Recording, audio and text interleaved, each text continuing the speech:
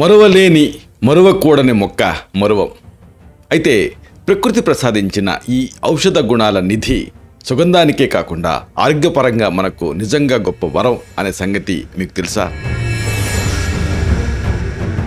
మానసిక ఒత్తిడి, అలాగే ఆందోళన ఇలాంటి వాటిని తగ్గించడంలో, ఇన్ఫ్లమేషన్ అంటే శోధని నివారించడానికి ఇది ఒక అద్భుతమైనటువంటి మొక్కగా ఉపయోగపడుతుందన్న సంగతి మీకు తెలుసా?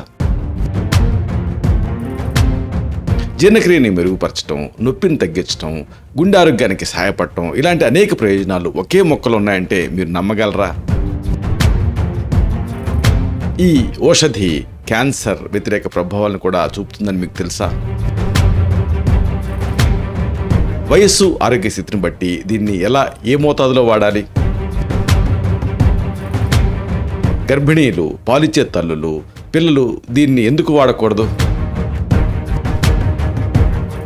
ట్రీట్మెంట్ పరంగా శస్త్రచికిత్సకి ముందు దీని వాడకం ఎందుకు మానేయాలి? బాగా లోతుగా, కూలంకషంగా మనం ఒక వీడియోలో తెలుసుకున్నాం. దాని తాలూకు లింక్ని కింద ఇస్తున్నాను. దీన్ని క్లిక్ చేయడం ద్వారా ఈ మొత్తం సమాచారాన్ని మీరు చూడొచ్చు.